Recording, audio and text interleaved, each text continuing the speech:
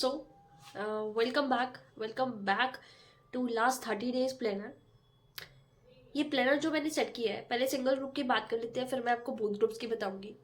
First of all, जिनका single group है, 2 subjects in a day पढ़ो. 5 डेज मैंने ईच सब्जेक्ट को दिए हैं. उसके अकॉर्डिंग 20 डेज में first revision and second revision आपकी 5 to 6 डेज में हो जाएगी, बफर पीरियड लेके. फिर जो 4 दिन बचेंगे वो आप फर्स्ट पेपर को अपने दे सकते हो. ठीक है, लाइकवाइज ये चीज़ें चलेंगी. अब आ जाते हैं. अब जो मैंने प्लानर सेट किया, अगर तो आप करो 2 सब्जेक्ट इन अ डे, तब आप इसको जो 1 डे का है वो 2 डेज में कर सकते हो. ठीक है, 1 डे के सामने जो 2 सब्जेक्ट का है वो आपको 2 डेज में करना है, अगर आप सिंगल ग्रुप अपियर कर रहे हो. अगर आप बोथ ग्रुप्स अपियर कर रहे हो तो डे 1 का जो है वो आपको सिंगल डे में कवर करना है. ठीक है, डे 1 का क्या है? Amalgamation, leases, AS16, 26 and 50 plus GST में place of supply, value of supply, time of supply. अगर आप सिंगल ग्रुप दे रहे हो तो आपको ये 2 दिन में करना है. अगर बोथ ग्रुप्स दे रहे हो तो आपको ये सिंगल डे में करना है. आफ्टर दैट डे 2 की बात कर लेते हैं. Consolidation, AS17, 1, 18, 24 and 25. अगर आप अगेन बोथ ग्रुप्स दे रहे हो तो ये आपको 1 डे में करना है, प्लस जीएसटी का supply, plus introduction to GST, plus ITC.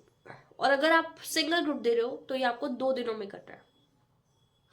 Again for day 3, अगर आप सिंगल ग्रुप दे रहे हो देन आपको ये 2 दिनों में करना है. Cash flow plus AS29, 4, 5, 11, 22, 7, 9 and 12 and in GST exemption, charge of GST and registration. आपको 2 डेज में करना है. अगर आप बोथ ग्रुप दे रहे हो तो आपको ये सिंगल डे में करना है. After that day 4, financial statement of companies, buyback plus tax invoice, e-way bill, accounts and records. 2 days में करना है. अगर सिंगल ग्रुप है तो 1 डे में करना है, अगर बोथ ग्रुप्स है तो. डे 5 पे branch including foreign branch, internal reconstruction and investment वाला AS and in GST payment of tax, TDS, TCS, returns. ठीक है, अगर सिंगल ग्रुप दे रहे हो तो 2 दिन में, अगर बोथ ग्रुप दे रहे हो तो 1 दिन में. प्लस अब ये बात सुन लो, अगर किसी बच्चे को सिर्फ एक सब्जेक्ट पढ़ के कंफर्टेबल होता है तो वो क्या कर सकता है? सिर्फ अकाउंट्स 5 डेज के लिए चला सकता है एंड सिर्फ जीएसटी 5 डेज के लिए चला सकता है. ये 2 तरह के मैंने बना दिए कि ये प्लानर हर किसी पे काम करेगा. अब जो ये मैंने उठाया, मैंने कुछ टाइम पहले पास्ट ट्रेंड एनालिसिस शेयर किया था अपने ग्रुप पर एंड उसकी एक PDF बहुत वायरल हुई थी. आप वो लोग रेफर कर सकते हैं, लिंक मैं डिस्क्रिप्शन में दे दूंगी उसका. उसके बेसिस पे मैंने टॉपिक सेलेक्ट किए हैं, कौन से इंपॉर्टेंट है, कौन से आपको पहले करने चाहिए. आई एम नॉट सेइंग कि बाकी जो बचे हुए टॉपिक्स है अगर आप वो नहीं करोगे तो आप पास हो जाओगे, मैंने ऐसा बिल्कुल नहीं कहा. बट हाँ, ये मैंने ऐसे टॉपिक्स चूज किए और इनका कॉम्बिनेशन बनाया है इजी टॉपिक्स के साथ, सो दैट कि आपका जो बैलेंस है तो वो बना रहेगा. एक दिन में एक इजी टॉपिक लिया है, एक डिफिकल्ट टॉपिक लिया, बाकी उसके साथ इजी टॉपिक्स डाले. ये उसके अकॉर्डिंग मैंने बनाया. ट्रेंड के एनालिसिस के अकॉर्डिंग इसमें क्या है कि इनमें से तो पेपर बनेगा ही बनेगा. ठीक है, मतलब हर अटेम्प्ट में से इन टॉपिक्स में से पेपर आया है. वो भी मैं नीचे शेयर कर दूंगी, पिक्चर भी लगा दूंगी साइड में कि कौन से ऐसे 50% ऑफ द पोर्शन जो आपके कवर करेंगे जिसमें से हर बार पेपर कवर हुआ ही हुआ है. ऐसा कभी भी नहीं हुआ कि इन चैप्टर में से पेपर नहीं आया हो. ठीक है, अब आ जाता है लॉ और DT. सेम चलेगा. सी, इसमें सेम चलेगा.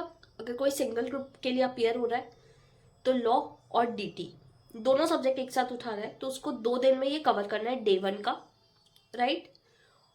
और अगर कोई बोथ ग्रुप्स दे रहा है तो उसको ये लॉ और DT 1 दिन में कवर करना है. ठीक है. ऑन द सेम नोट, अगर कोई स्टूडेंट सिर्फ एक सब्जेक्ट इन अ डे पढ़ना चाहता है, सिर्फ लॉ पढ़ना चाहता है, लॉ को 5 दिन कर ले, फिर DT को 5 दिन कर ले. ठीक है, ऐसे कर सकते हो. नाउ डे 1 पे कौन कौन से टॉपिक्स है? FEMA, LLP, then share capital, incorporation of companies. उसके बाद डायरेक्ट टैक्स के लिए salary, house property, income from other sources.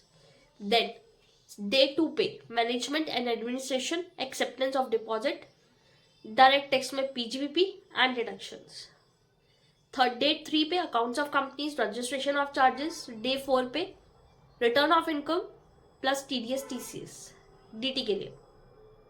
Day 4 पे आ जाते हैं लॉ के लिए, general clause act, declaration and payment of dividend. उसी में अगर हम DT में आए तो computation of tax liability, clubbing and set of. अब आप ये देख सकते हो, जैसे मैंने कंप्यूटेशन ऑफ टैक्स लायबिलिटी एक हैवी चैप्टर है, उसके साथ क्लबिंग एंड सेट ऑफ डाल, तो ये आपको बहुत हेल्प करने वाला है अगर आप इसको फॉलो करते हो शेड्यूल को। तो मैंने ये बहुत ध्यान रख के बनाया, इंपॉर्टेंट टॉपिक वाइज, प्लस आप एक बैलेंस बना पाओ पूरे दिन में, आपको एग्जॉस्ट भी फील ना हो और आप बहुत अच्छे से कर पाओ। देन आपका डे 5 पे interpretation only for law, then capital gain, basic concept, direct tax के लिए residence and income not part of total income, ये आपको करना है डायरेक्ट टैक्स में। उसके बाद जो बफर डे एक बचेगा उसे आप में प्रिलिमिनरी कर सकते हो, ऑडिटर एंड ऑडिटर्स कर सकते हो। ऑडिटर एंड ऑडिटर्स इंपॉर्टेंट है, ये मेरा थोड़ा नीचे लिखा मैंने। Accounts, companies outside India, prospectus, ये वाले चैप्टर आप लास्ट डे पे निकाल सकते हो। So this is all about group 1। ये सारा का सारा ग्रुप 1 के लिए था, ठीक है। इंपॉर्टेंट टॉपिक्स की पिक्चर मैं लगा दूंगी साथ में।